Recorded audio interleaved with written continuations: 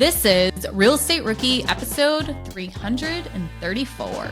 My name is Ashley Kerr, and I am here with my co-host, Tony J. Robinson. And welcome to the Real Estate Rookie podcast, where every week, twice a week, we bring you the inspiration, motivation, and stories you need to hear to kickstart your investing journey. And today, we're back with another Rookie Reply, answering questions from you, our Rookie audience. And look, if you would like your question featured in one of our episodes, head over to biggerpockets.com/reply, and we just might choose your question for one of our shows. But today, we got a long list of stuff that we're going over. We talk a little bit about rental arbitrage at the end of the show. Like, what is it?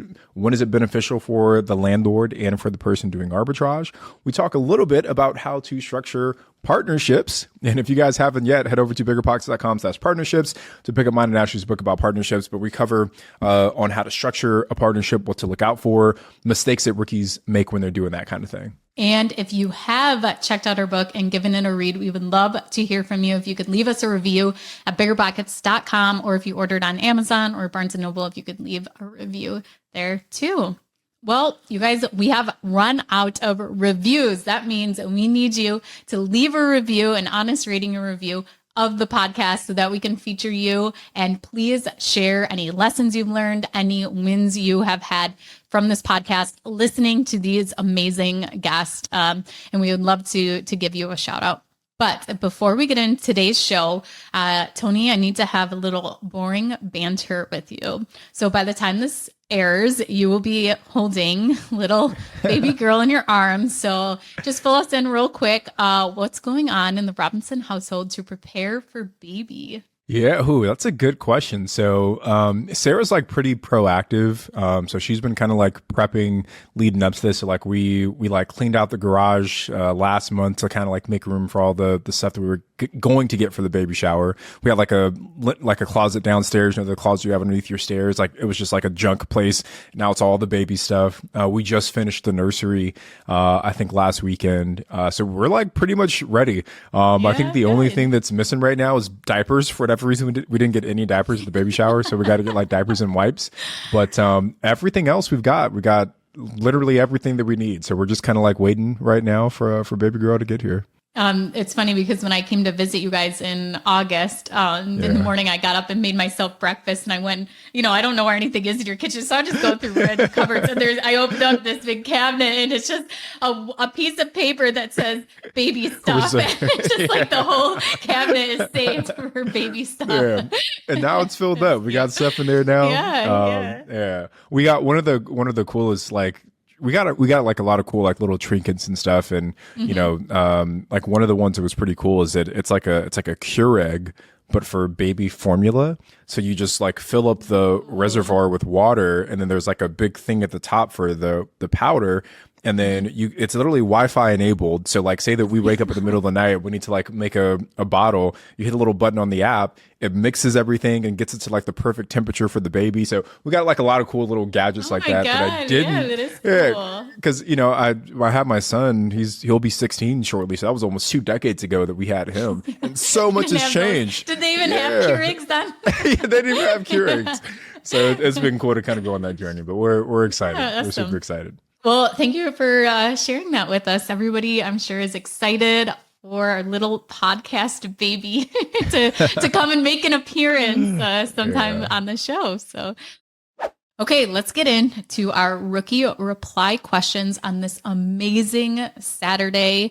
So by the time this airs, I will actually be spending every Saturday at Pee Wee football games. But Tony, maybe it will be beautiful for you in California. It'll probably be cold and windy and rainy at football games. But I hope everyone is having an amazing Saturday so far. Yeah, there's also a good chance that I might be holding a brand new baby girl in my arms. So we'll see, depending on how close. Actually, no, I'll definitely be, because this is coming out like the end of October. So baby Robinson will be here by then for sure.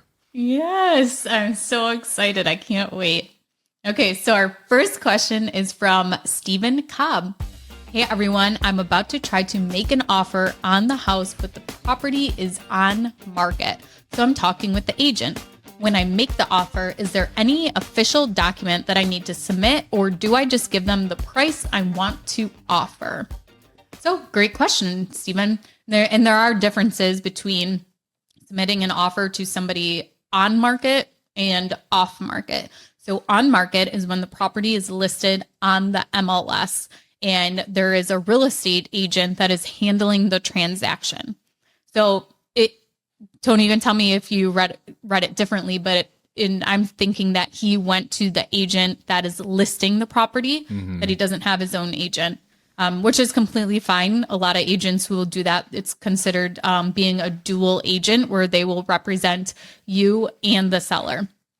So in this circumstance, or if you go and get your own agent, there is no official document that you actually need to present or make up. The agent will do the whole contract for you. And that is one reason I love using a real estate agent, is because they do all of the paperwork for you and you don't have to. So Tony, you want to go through kind of a list of things that, when you're talking to your agent, I'm talking to my agent, like what are some of the things we have to tell them when we're making an offer? So it's not just the price you want to offer. There's other things that go into the offer that need to be considered. So what your agent would tell you this, or, any agent will say like, this is the additional information I need, but just so you're prepared that you can have it. The first thing is, what name do you want the contract in? So are you putting in your personal name? Are you going to put the property in an LLC? You can also put an LLC or a name and do and or assigns to. So this way you have the ability to change the contract before you actually close on the property. So when I purchase property, I always put them into the same development company. And then I'm like, okay, here's my business partners. Which one is going to be a great fit? Okay, great. It's going to be Joe this time for this property. I'm going to put it into our LLC that we have. And then by the time, it's ready to close on the property, we make the change to the contract that it's maker. But this is also how wholesalers can do it too, where they can assign the contract to somebody else. So that's the first thing. So start writing a list down, you guys. The first thing is the name the contract is going to go in. Tony, what would be your second thing? Yeah, I think the second thing, and the one that's always important for me, is your due diligence period.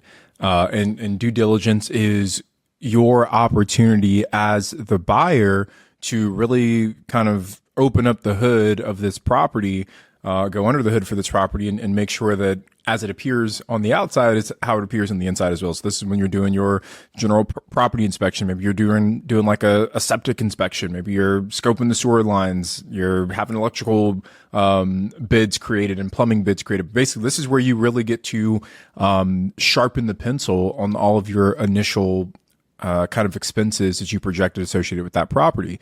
And the due diligence period is important because typically during your due diligence, if you find something of concern, say that maybe you assumed that the roof is in good condition, but after the inspection was completed and having a roofing contractor go out, turns out the entire roof needs to be replaced. That's a relatively big expense. So you can then go back to the seller during your due diligence and say, hey, I would like to get a reduction of $5,000 to help recover or help cover the cost of getting this roof repaired or replaced.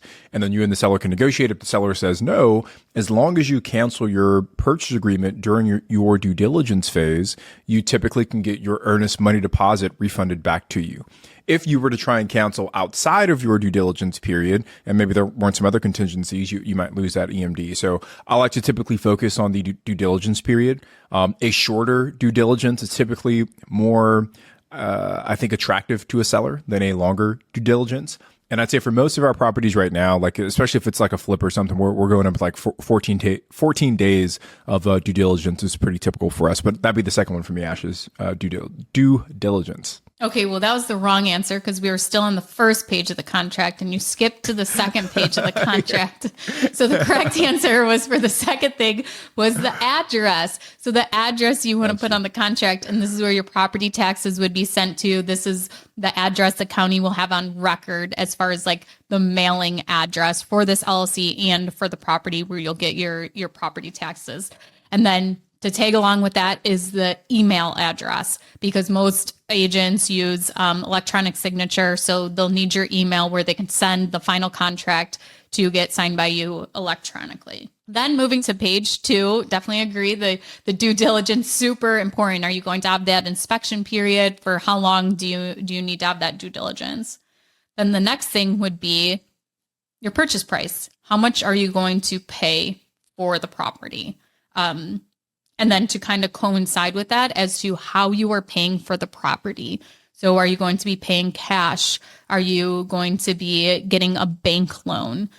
Is it going to be an FHA loan? Oh, the loan type you are getting is important in the offer too, because that will definitely play into someone's consideration for your offer. FHA loans are harder to get in a sense because there's more hoops to jump through. You have to do an FHA loan inspection, which is separate from your inspection that you're getting during your due diligence period, compared to a conventional loan where the loan company, the mortgage company, isn't doing any, of their own inspection. So if you're looking at 2 offers, yours with the FHA loan seems a little more risky, because what if we go this far and then they say, no, sorry, FHA loan, we actually won't cover this property. It doesn't meet our inspection criteria. Then the contract falls out and now these people have to start all over. So the next thing after the due diligence would be what your price is and how you're going to pay for it. And then that kind of ties into a contingency. So you can put a contingency in there that if you do not get bank financing and you don't get your bank commitment letter by X date, then you can actually back out of the contract. So there's tons of different contingencies you can add to your purchase agreement, Stephen. I think the piece that's important is that you don't want to overdo it. You really just want to try and focus on the contingencies that are most important to you. So yeah, like the due diligence, the financing contingency is a big one. We're doing stuff like we just signed a purchase agreement on a hotel. And one of the things that we had was like the environmental study. And actually, I learned this from you, Ashley, right? Like, hey, we want to make sure that this thing passes a phase 1 environmental. And kind of part of our due diligence, but, we kind of called it out separately. So there's tons of things that you can include from a contingency standpoint. But just know, the more you have, the kind of less attractive your offer gets. But we talked price. We talked kind of owner information. We talked due diligence and contingencies. I'm trying to think if there's anything else that I typically include in a purchase agreement.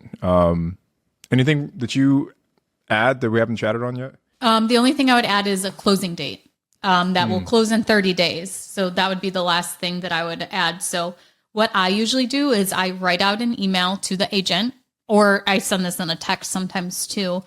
And I will literally just list out this information. So name, address, email, inspection, due diligence period, price, how you're paying, and then closing date, or how many days until closing. So it's just like an itemized list I go through, and I'll fill out that out and send it right over. And that's usually enough information to have all that filled out. And then if there's any other contingencies you want in there too. So for example, maybe you're selling your primary residence or another investment property and saying you're only going to, be able to close on this property if your other property sells too. The closing date is super important. I was actually trying to look at the last flip that we bought earlier this year. But yeah, typically a shorter closing window is more attractive to a seller than a longer closing window. So like Ashley said, like 30 days is a pretty common kind of escrow period on a single family or kind of small multifamily type residence. Longer escrow periods typically if you're going into bigger commercial properties. But what we'll do on a lot of our flips is we'll go no financing contingency because we're typically raising private money, or we've already got the money raised in a lot of scenarios. And then we'll do a 21-day closing. So we'll have 14 days to get our inspections and our due diligence completed. Then it gets just like another 7 days to kind of finish off all the paperwork with our private money lenders. And typically we're able to close within 3 weeks. So for us, we've got a pretty strong offer because there's a tighter window, no financing contingency, no other kind of crazy contingencies as well. And it allows our offers to kind of stand out. And I'm pretty sure on this deal, we weren't the highest offer, but they liked our terms a little bit better than some of the other offers they got. Yeah, I think that's a great point, as all these other contingencies and terms that you're putting into your contract can actually make a difference more than price. And that's why if you have the chance to find out why that person is selling their property, can actually help you kind of tailor your offer to that. Okay, so our next question is from Carrie Adams. Any recommendations on how to structure a partnership for a long-term buy and hold? Cue Tony. I don't have my book. You don't have your book, dude. I put it up here. Hold on, I got one. All right, so it's Ashley's so excited right now that she just ran into her microphone. Spun around and hit my whole desk. But all right, you do the honors there, Ash. I'll hold the book up, but you do the honors. Okay, well, I wheeled over to get my book in my chair, so I got mine too. But anytime we hear the word partnership, we are your go-to people because we wrote the book Real Estate Partnerships. You can find it on the Bigger Pockets bookstore. You can go to biggerpockets.com/partnerships. And if you use the code Ashley or Tony, you can actually get a little discount too. So now that I'm all frazzled from running to my desk, so in this question, it says, I have great credit and my potential partner has more cash flow. Okay. So they're both bringing value into the partnership. Okay. So as in cash flow, this is meaning they have actual capital. They have cash to put into the property. They're willing to go half on the down payment, but the mortgage would be in my name. So Tony, I think this is the perfect question for you because this sounds very similar to how you set up your joint venture agreements. So it's a great question, Carrie, and I think there's a little bit more to unpack here because I would want to know outside of just how were you structuring the purchase, right? Because what you've defined in your question is the purchase is who's going to carry the mortgage, which is an important question, and how are we going to cover the down payment and closing costs, which is another important question. But what I would ask next is what or how are you going to divide the responsibilities of actually owning and managing this real estate investment? Is one of you going to be the person that's going to kind of handle everything while the other person is more of a silent partner? Are you going to split responsibilities down the middle? Is one person going to do 70%, the other person going to do 80%? I think the long-term management of this investment is a critically important thing to consider as you're putting the initial structure together, because assuming, all things being equal, how you have it set up right now, one person's bringing the capital, one person's bringing the mortgage. That's like a pretty equal thing here, right? Because the ability to get approved for a loan is incredibly important, right? Better rates, maybe a lower down payment percentage, but you still need the capital to actually close on that deal. But say that you, Carrie, were the person that was going to manage everything, and this other person was literally just bringing the capital, it might make more sense for you to actually have more ownership in the property because you're getting the mortgage and you're doing the management. Or maybe you charge the property a management fee. So there's a lot of different levers here, but it's hard to really give a super concrete answer without knowing what the asset management is going to look like. What are your thoughts, Ash? Yeah, I would say like one thing that in here is I think that Carrie should get more equity than the other person is because she's taking on the debt and she's giving half the down payment. So she is giving up more for this property. She is, increasing her debt to income ratio and she's putting in cash. So I would take that and, whatever you're working out the percentage to be, that I think Carrie has more value in this partnership because she is taking on the debt and giving half of the down payment. Now, if that were to change and flip flop and maybe the one person was putting in cash and then just the whole down payment amount and then for Carrie to get the debt in their name. So there's definitely different variables, but I also think too is what is the outcome of this partnership. And I think one thing to be very cautious of when you are structuring this is do what Donnie does. And in his joint venture agreements, do a 5-year exit strategy. So in 5 years, you're evaluating if you want to keep the property or if one person wants to sell, you sell it. So having those exit strategies in place, very key when setting up your structure for this. And I think a joint venture agreement is the way to go because if you are going to, you could do an LLC on this. You'll just have to go and get the financing in the LLC, which then you wouldn't be bringing as much of value to the partnership because the debt would actually be in the LLC's name and not in your name. And the interest rate and the terms wouldn't be as great either.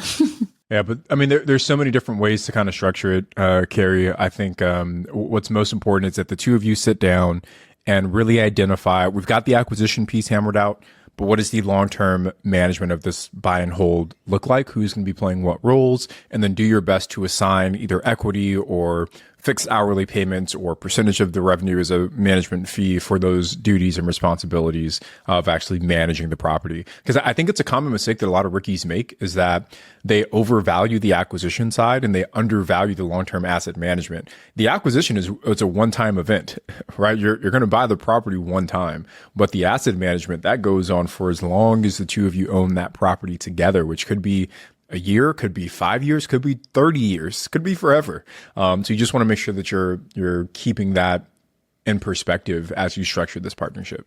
Okay, the next question is about hard money loans versus construction loans by Rhett Miller. So he wants to know, what are the best ones to use for a BRRRR, hard money loan or a construction loan? Pros, cons. I'm looking at two lenders and one suggested a construction loan. I was just wondering what your thoughts were. Thanks in advance. Okay, so the only construction loan I've used is actually to build my primary residence. So that was just ground up construction. Have you used a construction loan, Tony? Yeah, I have. I've used it twice for some of the properties that I had in Louisiana. So my first few long-term rentals out there. But I think it might even be beneficial just from kind of my own understanding to kind of at least break down some of the differences here. Mm-hmm. Typically, so like hard money versus construction loan. Typically, a hard money lender is a company, a business that specializes in funding rehab projects for real estate investors. And usually you'll see higher interest rates than a usual investment property loan. Additionally, there's points like additional fees you have to pay up front to use that debt as well. But a hard money lender's kind of bread and butter customer is the real estate investor. At least for the construction loans that I've used and the ones that I've seen, you can get those from a more traditional bank. So like I got both of mine from a local credit union and the market that I was investing in. Even big banks like Bank of America has like a construction loan, right? And typically those are going to be for your primary residences, but you can get a construction loan from like a little local bank or credit union, not just a hard money lender. I'll explain kind of how my construction loan worked. And I've actually never used hard money because I've always gone the private money route, but I'll explain how the construction loan worked. So the way that this specific credit union had it set up, I had to go out and find a property. Once I found the property, they would do basically, I would submit like my identified scope of work. So, hey, here's the work that I plan to do on this property. They would then take that scope of work along with the current condition of the property, and they would basically do like a future appraisal where they would say, hey, based on the scope of work and the current condition of the property, here's what we think this property will appraise for after your work is done. And as long as I was below a certain percentage, I think it had to be like 72% of the after repair value, they would lend me all the money for the construction and the purchase. So basically I had a 1-year construction loan with them. It was an interest only loan. It was a great loan product. I think at the time interest rates were at like a little over 3 maybe, and I was paying 6% on the construction loan. So it's pretty good, right? Like cheaper than if I would have gone out and gotten hard money at that time. So I had a 12-month interest only construction loan. And what was great about the loan was that I was only being billed on the amount that I had drawn at the time. So, I bought the property for whatever, $70,000. So initially it was only 6% on that 70,000. And then as my construction bill got larger, then the loan itself, kind of the balance that I was being charged on got larger as well. And then at the end of that 12 months, I was able to refinance with that bank into permanent long-term fixed debt. So I went from the 6% construction loan down to like a 4% kind of investment loan. So that was the process for the construction loan. It's kind of all in-house. They handle both the short-term debt and the long-term refinance, pretty much all under the same roof. So for this one, I think my answer at least would be using hard money versus the construction loan. Just because in my experience with hard money, there is a lot less oversight compared to the construction loan. Like the construction loan would actually, I had to have a licensed contractor who was actually approved and verified by them, by the bank, where with hard money, they didn't ask who was doing their work or anything like that. Yeah. Not that I wouldn't use somebody wasn't doing a good job, but so I think like different hoops like that, the hard money was easier than doing the construction loan, as far as having to those kind of hoops and having so much information verified and things like that.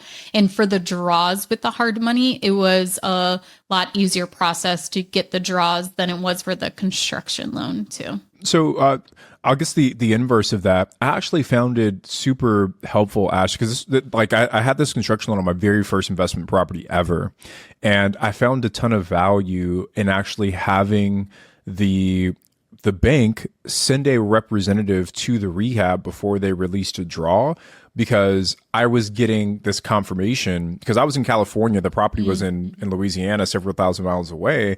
So I had my property manager. I'd already contracted the property manager. They would go and walk the property for me. I was like FaceTiming with the GC once a week. He was giving me a walk through the property. But then I also had the representative from the credit union who would walk the construction to make sure that, okay, there's progress being made before they release the draw. So it was this kind of like this security blanket for me to make sure that the rehab was moving the right way. And then even on the acquisition side, I had this bank who knew the market way better than I did give me their estimate of the ARV. And so like I was super confident moving forward with it, because not only did my initial analysis make sense, not only did my realtor's suggestion make sense, but then the bank, who knows and has lended on tons of properties in that market, they also had this ARV that made a ton of sense. So I think for a first time investor, for a lot of our rookies, even though there are a few more hoops to jump through, it really can be a good set of like training wheels on that first big rehab that you're doing. Yeah, that's a great, I think, point as far as like the training wheels, as to like, someone holding your hand along the process, where with hard money, there definitely wasn't that for me at all. But that's a great point. The one thing that I will kind of challenge you on, I guess, with that is I did this YouTube video years ago with a hard money lender. And I said the same thing, like, wow, you send inspectors out. Like, that's actually really great. It's like that second set of eyes on the property, somebody else who maybe has more construction knowledge. And he looks at me and he goes, he's like, you're paying a lot of money for those inspections, right? Those are baked into your loan fees. It's not like a free service. And he said, if that is really why you want to do this type of loan product, is for the inspections, he said it is way cheaper to actually go and hire a third-party inspector to come out and to actually do inspections like that for you too. So I always think about that and how that was interesting. And like sometimes you look at some type of service or product and you think like, oh wow, I love it because of this feature, and try to like think more outside of the box, and of like, that's the only feature you really need, and why you're finding value in this thing is find a way to make that work for you without having to, buy the whole process or system. Totally agree with that. I think I was in a unique position because this was like a truly kind of small credit union that had just like a few branches in and around that kind of local area. So it wasn't expensive debt by any means. Like I said, I think there were no points. I didn't pay any points up front. The interest rate, I'm pretty sure, was 6%, and this was back in 2019, which was pretty good. So it seemed like a good one for me. I will say that the one downside was that I couldn't use it to flip a home.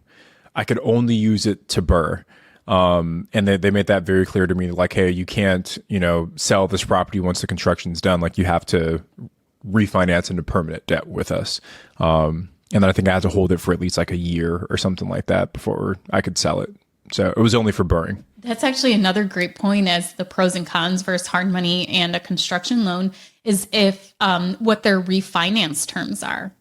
So especially when you're doing a BRRRR, like the question asked as to like, so the hard money lender that I had used on 2 BRRRRs, you had to refinance with them, but you had to have at least 3 properties you were going to refinance at a time, and they would only do almost like a portfolio loan to refinance. So I ended up pulling my properties off, and there was a 1% fee to actually not refinance with them. And then also when I've done it with the bank. So it was my primary residence or whatever, but it was, we had to refinance with them once the construction loan was done. But I think really comparing what the refinance terms are. So not only the terms of, the rehab process and that initial hard money and the construction loan, but also like what happens when you refinance. Are you charged fees because you're refinancing with someone else? What is the interest rate going to be? Can you lock in a rate? All those different things. Look at that end scenario to the actual refinance piece too. Okay, our next question is from Arbin Pally. How much notice do you give to tenants that you're not renewing the lease? So, Tony? I give them 24 hours notice. You guys are leaving tomorrow at 10 a.m. And if you don't, I'm calling the sheriffs. So this depends on your rental landlord laws in your state. So I mentioned this actually our last rookie reply we did, episode 331. Couple times of vail.co, or you go to, your local housing authority website, you Google your state and then tenant landlord laws. And usually there's some kind of handbook or guide available to you, or free or really low cost landlord classes you can take. Highly, highly recommend taking them. So in New York State, you have to give notice depending on how long the person has lived at the property. So if they've lived there for less than a year, or they're on a year lease and they have to live there over a year, you have to give 30 days notice that you're not renewing their lease, or that you are renewing their lease. And if there's a rent increase, it has to be that amount. If it's 2 years or less they've lived there, then it's 60 days. And then anything over that is 90 days notice. So having to juggle this, if you have multiple, tenants, as to keeping track is very important as to how long they live there, as to when you actually have to do their lease renewal. Highly recommend setting some kind of notification, 5 days before that, 30, 60, or 90 days is, giving you time to write up their new lease agreement, their lease renewal, or that notice to let them know that you will not be renewing their lease. So check your state laws as to what that requirement is. I think the more notice you can give, the better. You just want to make sure that if you're not renewing their lease, that they don't retaliate by not paying rent for the next 3 months. But I was going to ask that too, Ash. Like, say that you do issue like a non-renewal notice. And I guess let me just take a step back. So again, that property management company that I worked at for a very brief period of time, they also had it very clearly laid out inside of their the original lease agreement, like what would constitute a non-renewal. So for example, if you got X number of documented noise complaints, that could lead to a non-renewal. If you had X number of late rent payments, that could lead to a non-renewal. So some things are like super clear, where it's like, hey, just when your lease is up, you already knew that you weren't going to get renewed. But say that it's something maybe more severe, where you're kind of like issuing that notice. Have you ever had a tenant like trash the place because they were angry, or just like leave in the middle of the night, or are most kind of like understanding and they leave kind of peacefully? I actually can only think of one tenant that I've done a non-renewal with. And like maybe when my properties were with the third-party property management company, they did. And I just, they took care of things. So I wasn't oblivious as to if someone was giving a non-renewal or not. But before that, even when I property managed, I can't think of anyone offhand, unless it was like we said, we gave them their notice to cure or quit, like because they weren't paying rent for non-payment. But as far as anything else, we did have one resident recently where right when we took over, her lease was up. We gave proper notice that we weren't renewing it because of all the complaints. And the old property management company had, emailed us every time there was the issue. So we had record of it. It was issues with her dogs. And then she also was late all the time.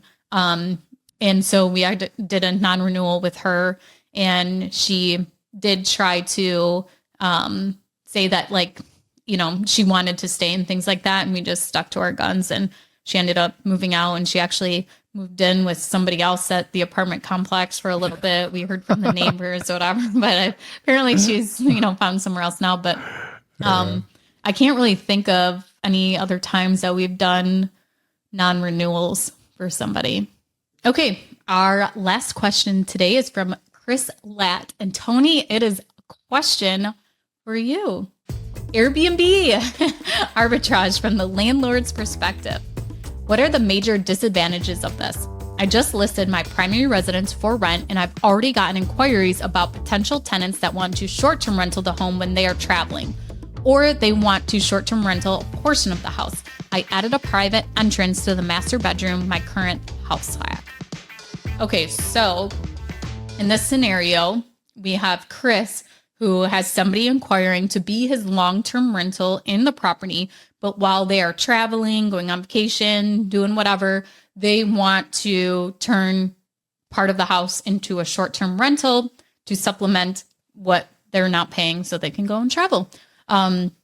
So Tony, what is your take on this? Yeah, I mean, so as the landlord, the I guess we can just kind of go like pros and cons for allowing someone to arbitrage your unit. So the pros are that you ideally could potentially charge slightly higher than market rents. If market rent is whatever, $1,300, maybe you could charge this person doing arbitrage $1,500. And it's not uncommon, I think, to kind of see that. The second benefit, and this is more so if you've got like multifamily, but I know you're talking single family, Chris, but I'll talk to our multifamily folks as well.